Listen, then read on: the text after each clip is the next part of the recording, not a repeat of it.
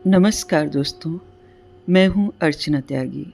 एक बार फिर से आपके साथ हिंदी लेखक परिवार के यूट्यूब मंच पर और आज प्रस्तुत कर रही हूँ श्री हरिप्रकाश राठी द्वारा लिखित एक कहानी जिसका शीर्षक है मोहलत।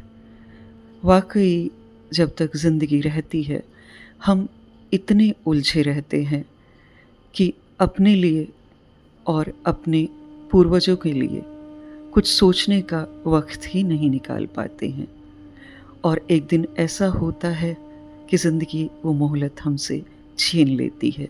तो प्रस्तुत करती हूँ हरिप्रकाश राठी जी की यह कहानी मोहलत। ऑफिस में सारे दिन काम करते करते कई बार पता ही नहीं चलता कि कब शाम का धुंधलका खिड़कियों एवं रोशनदानों से होकर आंगन में उतर आया है। अंतिम फाइल को पूरा कर मैंने सामने पड़ी अन्य फाइलों के ऊपर रखा। तब तक 7 बज चुके थे। आज बॉस का स्पष्ट आदेश था कि आप अपना सारा काम निपटा कर ही जाएं, कल से ऑडिट प्रारंभ होने वाली है। वैसे तो टरकाऊ विधा में क्लर्कों की महारत होती है, पर अनेक बार ऐसी परिस्थितियां आन पड़ती हैं कि काम टरकाना मुश्किल हो जाता है। अधिकारियों के पास कुछ ऐसे शहतीर होते हैं जिन्हें लौटाना संभव नहीं होता। काम निपटाने के चक्कर में आज 1 घंटा अधिक बैठना पड़ गया। खैर, इसकी कसर भी कभी निकालेंगे। यह सोचकर मैंने टेबल के ड्रॉयर बंद किए, फाइलें चपरासी के हाथों केबिन में बैठे बॉस के पास भिजवाई एवं पलक झपकते इस चतुराई से चंपत हुआ कि बॉस को हवा तक नहीं लगी। वह देख लेता तो शायद कुछ और काम अवश्य पकड़वाता। जवान हिलाने में उसके बाप का क्या जाता है, असल पसीना तो काम करने में आता है। ऑफिस के बाहर आकर मैंने तुरंत स्कूटर उठाया एवं ऐसे छुमंतर हुआ जैसे चूहा बिल्ली को देखकर अथवा बिल्ली कुत्ते को देखकर होती है। मोबाइल में रखता नहीं, वरना बॉस का बस चले तो आधे रास्ते से बुला ले। अब स्कूटर पर सीधा घर की ओर बढ़ रहा था। स्कूटर चलाते हुए मैंने एक गहरी सांस ली। ओह, ऑफिस से छूटने का वही सुख है जो बचपन में स्कूल से छूटने का होता था। अंतिम घंटे की आवाज़ कानों में शहद घोल देती थी। मेरा घर ऑफिस से 8 किलोमीटर पर है, पर सुबह यह दूरी दूनी एवं शाम आधी लगती है। मैं बेतहाशा स्कूटर पर उड़ रहा था। ठंडी हवा के झोंके मन प्राणों को एक अजीब सुकून एवं ठंडक दे रहे थे। यकायक मेरे स्कूटर की गति थम गई। बीवी का चेहरा आंखों के आगे मंडराने लगा। मैंने स्वयं से ही पूछा, आज जब घर में बीवी नहीं है तो यह गति क्यों? मेरे मस्तिष्क में आए इस विचार ने स्पीड ब्रेकर का काम किया। बाकी सारा रास्ता मैंने ऐसे पार किया जैसे शाम का हारा थका किसान बैलगाड़ी से घर लौटता है। बच्चे भी तो विवाह के पश्चात अपने अपने घरों में सिमट गए हैं। वे बेचारे भी क्या करें, दूरस्थ नौकरियों ने उन्हें भी मजबूर कर दिया है। बीवी और वहाँ चली गई। कोशिश मैंने भी बहुत की थी, पर छुट्टी मिले तो। यकायक मेरे मस्तिष्क में घर जाकर क्या पकाना है एवं अन्य अनेक कार्यों की गणित घूमने लगी। घर आकर मैंने खाना बनाया, स्नान कर कपड़े बदले, पूजा घर में जोत की एवं चुपचाप आकर ड्राइंग रूम के लंबे सोफे पर बैठ गया। 2 पल विश्राम किया एवं आंखें खोली तो सोफे के ठीक सामने वाले 2 छोटे सोफों में एक पर पिताजी को बैठे देख हैरान रह गया। मेरी आंखें विस्मय से फैल गई। ओह, यह कैसे संभव है? उन्हें मरे तो 20 वर्ष होने को आए। मैं पसीने से तरबतर हो गया। कांपते हुए बोला, बाबूजी, आप यहाँ कैसे? मैं अपने पिता को बाबूजी ही कहता था। तुम इतना डर क्यों रहे हो? एक ज़माना था जब तुम बहुत छोटे थे एवं रातों में अक्सर डरते थे। तब तो तुम मेरे समीप आकर आश्वस्त हो जाते थे। अब क्या हो गया? क्या जीवित पिता एवं मृत पिता के बीच श्रद्धा, आदर एवं विश्वास में इतना अंतर आ जाता है। जब तक मैं जीवित था, तुम्हारे हर कष्ट, तकलीफ एवं विपत्ति में तुम्हारे साथ रहा।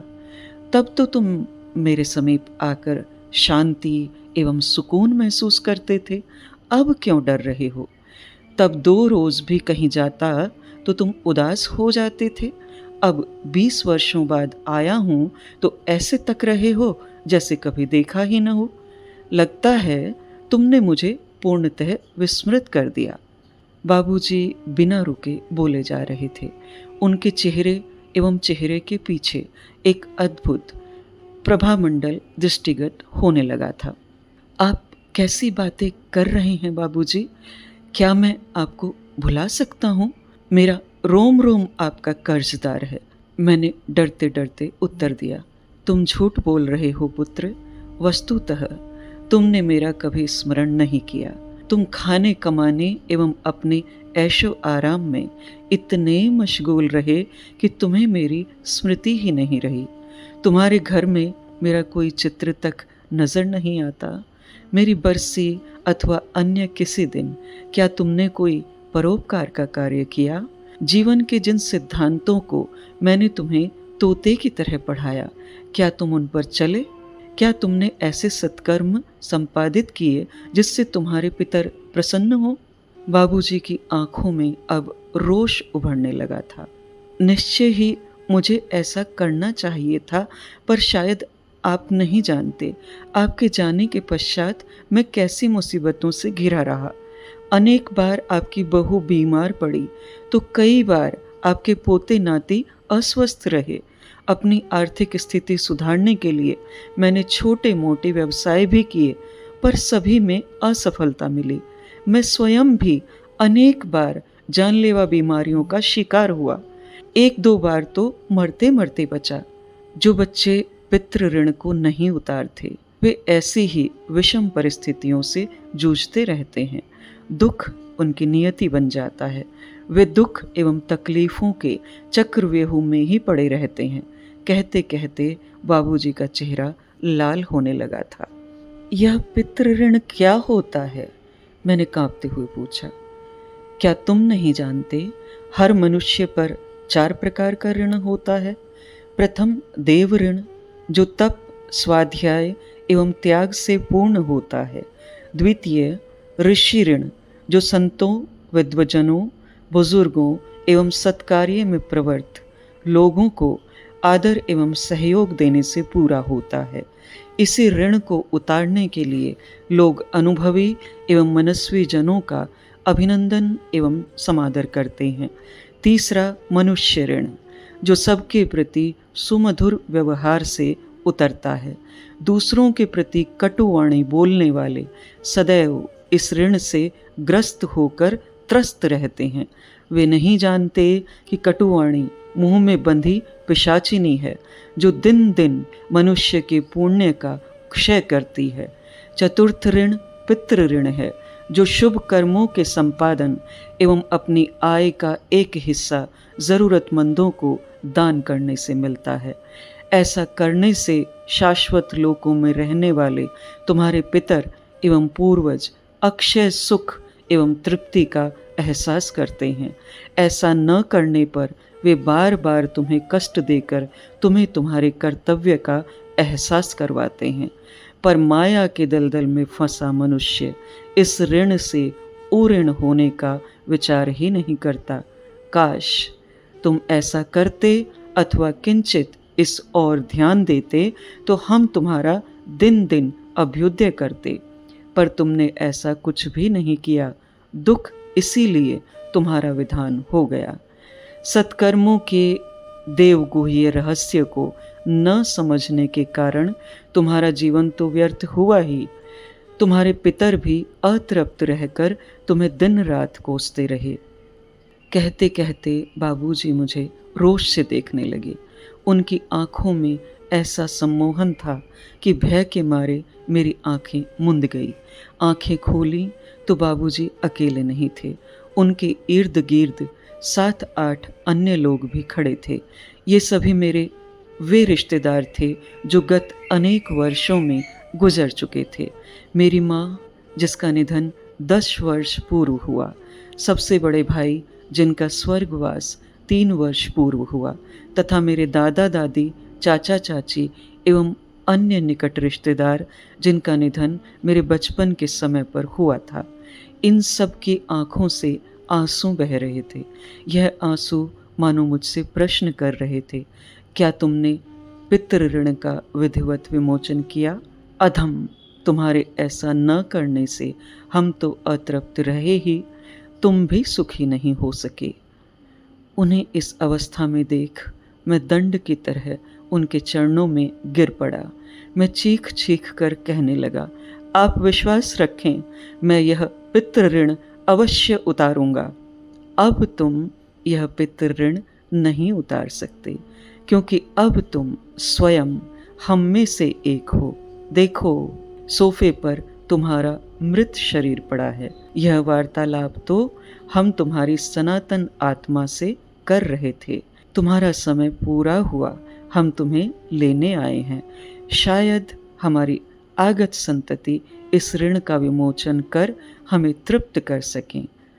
मुझे कुछ मोहलत दीजिए बाबूजी।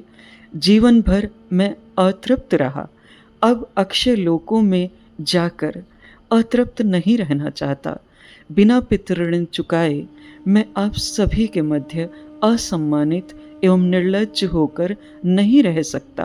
कहते कहते मेरी आवाज़ और तेज हो गई। मृत्यु मोहलत नहीं देती पुत्र, मोहलत तो जीवन ही देता है। इंसान इस रहस्य को समझता कहाँ है। बाबूजी ने अपनी बात समाप्त की, तब तक मैं अन्य मृतात्माओं के साथ एक अज्ञात लोक की ओर अग्रसर हो रहा था। आपके पास तो अभी मोहलत है। यह थी प्रतिष्ठित साहित्यकार श्री हरिप्रकाश राठी द्वारा लिखित एक कहानी मोहलत, जिसे उनके कथा संग्रह नेति नेति से लिया गया है। मैं आशा करती हूँ मेरी आवाज़ में यह कहानी आपको अवश्य पसंद आई होगी। कहानी को लाइक करें, कमेंट करें और अन्य साहित्य प्रेमियों के साथ साझा भी अवश्य करें। मैं अर्चना त्यागी अब आपसे विदा लेती हूँ। फिर मिलते हैं एक और कहानी के साथ बेहतरीन कहानियों के सफ़र में।